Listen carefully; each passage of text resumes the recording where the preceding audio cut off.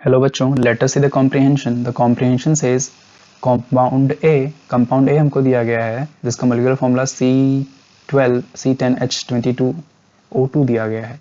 Okay, is insoluble in aqueous NaOH but not in sodium bicarbonate. Treatment of A with DMSO that is dimethyl sulfoxide in alkali gives B जिसका molecular formula है C11H14O2. Further कहा जाता है बच्चों कि अगर A की treatment हम कराते हैं with strong alkali alone gives an isomeric compound C. Further अगर A की रिएक्शन हम A को रिफ्लक्स कराते हैं HI के साथ देन हमको यहाँ पे CH3I ऑब्टेन होता है. और फर्दर कहा जा रहा है कि कंपाउंड बी की रिएक्शन अगर कराते हैं, कंपाउंड बी पहली बात तो इनसॉल्युबल है एल्कली में और ये डीकलराइज करता है Br2CCl4 को. और अगर बी की रिएक्शन कराते हैं एल्कली के साथ स्ट्रॉन्ग बेस के साथ तो हमको कंपाउंड डी मिलता है जो कि बी का आइसोमर है. ठीक है, यानी कि ए का आइसोमर सी मिल रहा है हमें जब उसको ट्रीट कराते हैं स्ट्रॉन्ग एल्कली से. इसी तरह कंपाउंड बी को जब स्ट्रॉन्ग बेस से ट्रीट कराते हैं तो हमको डी मिलता है जो कि बी का आइसोमर होता है. सिमिलरली ओजोनलिसिस अगर हम सी का कराएंगे तो कंपाउंड ई मिलता है जो कि आइसोमर है वेनिलीन का. और अगर ओजोनलिसिस कराते हैं कंपाउंड डी का तो यहाँ से हमको कंपाउंड एफ मिलता है जो कि मेथिलेटेड वेनिलीन है. मेथिलेटेड वेनिलीन है जो हमको कहाँ मिल रहा था, कंपाउंड ई में मिल रहा था. ये रिएक्शन होगी सारी. अब फर्दर बात करते हैं, क्वेश्चन जो पूछा गया है कि identify compound B. Compound B हमारा क्या होगा, ये हमसे क्वेश्चन में पूछा गया है.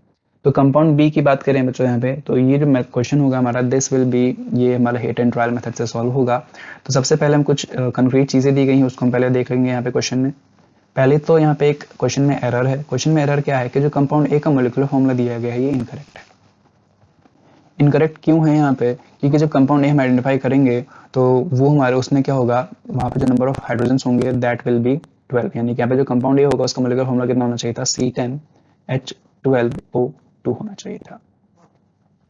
ठीक है, अब फर्दर बात करेंगे, ये अभी कंफर्म भी हो जाएगा जब रिएक्शंस को हम देखेंगे तब.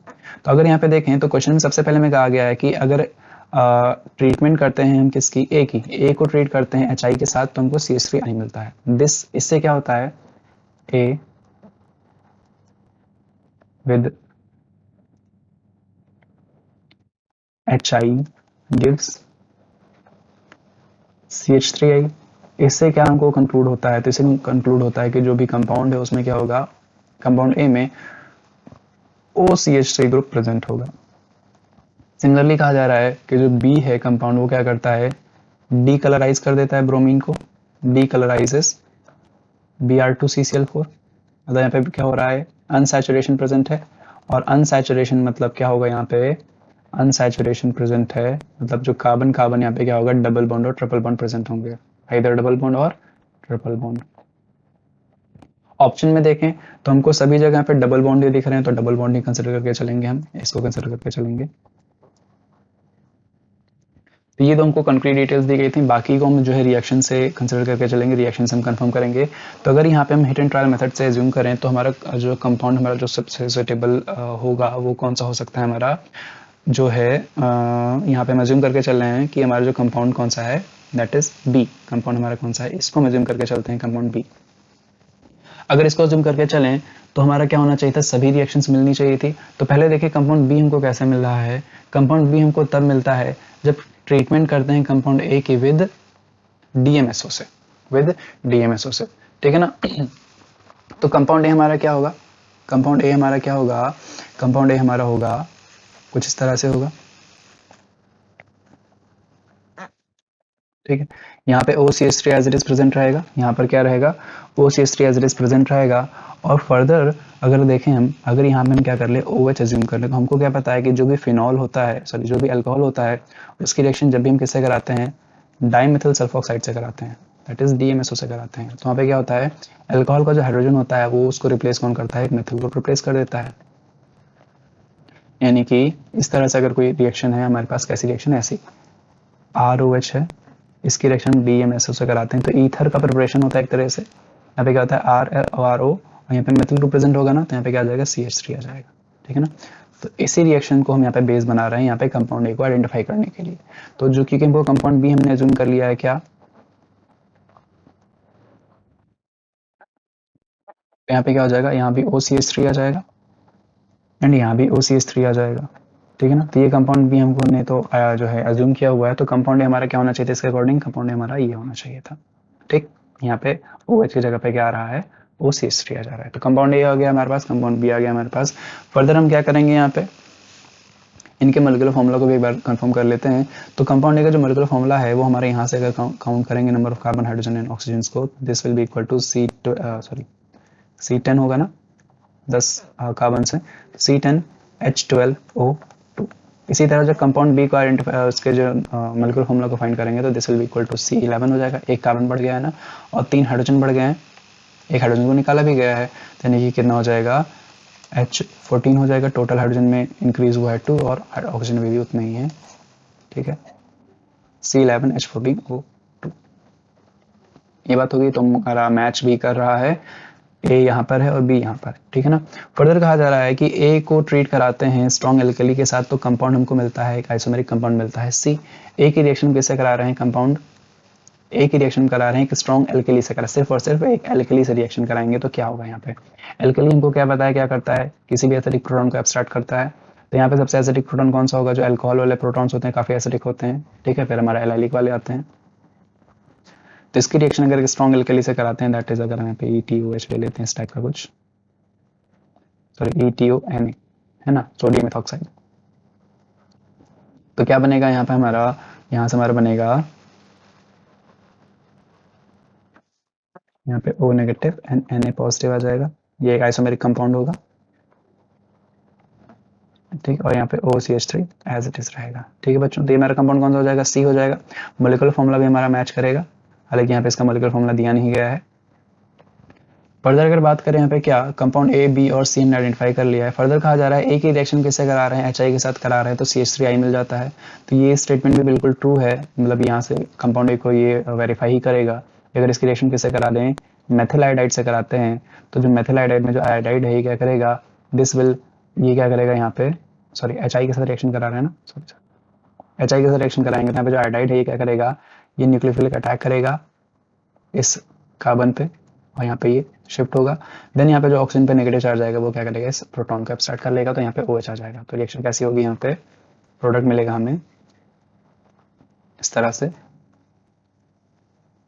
एंड यहाँ पे तो OH था ही और यहाँ भी क्या आ जाएगा, OH आ जाएगा, ठीक है ना।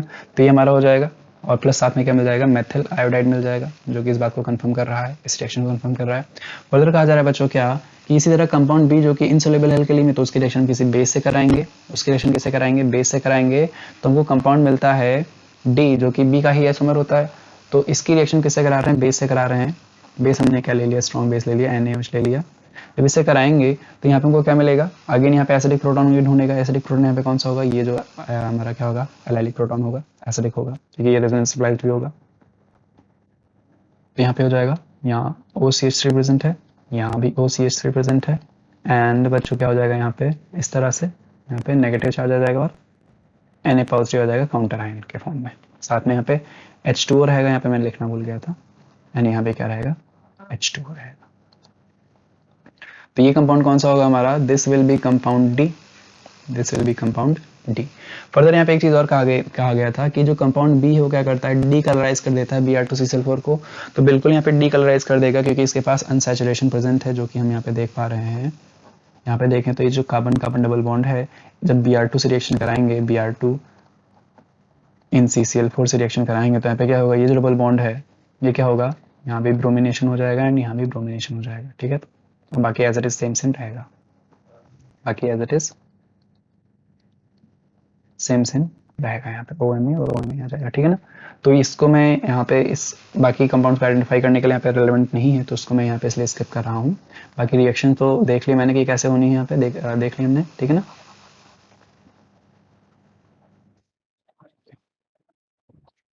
तो कंपाउंड हमने A, B, C, D को आइडेंटिफाई कर लिया है। अब हमारे पास कंपाउंड E और F को आइडेंटिफाई करना है। तो कंपाउंड E और F के बारे में क्या कहा गया है, अब हम कर रहे हैं यहाँ पे क्या, कि कंपाउंड C जो हमारे पास है, जो यहाँ पे हमको C दिया गया है, दिस इज कंपाउंड C, इसकी ओजोनेसिस कराएंगे तो हमको कंपाउंड E मिलेगा। इसी तरह जब कंपाउंड D हमारे पास है, D का जब ओजोनेसिस कराएंगे तो कंपाउंड F मिलेगा। जो हमको E मिल रहा है वो क्या है, वेनिलीन का आइसोमर है, और जो F है वो क्या है, मेथिलेटेड वेनिलीन है। तो आइसो क्या करते हैं यहाँ पे, इसका ओजोनेसिस करा के देख लेते हैं बच्चों। तो अगर इसका ओजोन यानी कि ओजोन से रिएक्शन कराएंगे, ओजोन से जब रिएक्शन होती है तो क्या होता है, जो कार्बन कार्बन डबल बॉन्ड होता है वो क्लीव हो जाता है और यहाँ पे क्या होता है, एल्डिहाइड्स या फिर कीटोन्स हमको मिलते हैं। डिपेंड करता है कि कैसा हमारे पास एल्कीन है हमारे पास, ठीक है ना। यहाँ पे जब ओजोनेसिस कराएंगे कंपाउंड सी की तो हमको यहाँ पे क्या मिलेगा, we will get here aldehyde group. बाकी क्या होगा, यहाँ पे OH आ जाएगा और यहाँ पे OCH3 आ जाएगा। तो कंपाउंड ये कौन सा हो जाएगा, दिस विल बी कंपाउंड ई, और यही हमारा क्या होता है, वेनिलीन होता है। वेनिलीन का आइसोमर भी बोल सकते हैं इसको, ठीक है। इसी तरह बात करेंगे क्या, जब कंपाउंड डी हमारे पास है, इसका जब हम क्या कराएंगे, ओजोनेसिस कराएंगे, ओजोन से रिएक्शन कराएंगे, तो यहाँ भी सिमिलर प्रोसेस होगी और यहाँ पे क्या हो जाएगा, एल्डिहाइड ग्रुप यहाँ भी आ जाएगा एंड यहाँ पे OCH3 प्रेजेंट था, यहाँ भी OCH3 प्रेजेंट था। तो क्लियरली अगर यहाँ पे देखें तो जो E और F है, यहाँ पे बस क्या हो रहा है, यहाँ पे OH है, यहाँ पे क्या है, OCH3 है, तो इसको बोलेंगे मेथिलेटेड वेनिलीन है, ठीक है। क्या है, मेथिलेटेड वेनिलीन। तो कंपाउंड E और F को भी हमने आइडेंटिफाई कर लिया है। तो यानी कि जो हमने एज्यूम किया था कि कंपाउंड बी, जो हमारा कंपाउंड बी वो ऑप्शन बी वाला है, इस समय सारी रिएक्शन भी कंप्लीट हो रहे हैं, यानी कि हमारा करेक्ट आंसर जो हो जाएगा, जो पूछा गया था कंपाउंड बी क्या होगा, वो हमारा होगा ऑप्शन बी। तो बच्चों क्या होगा, option B will be the correct answer for this question. I hope you understood. Best of luck.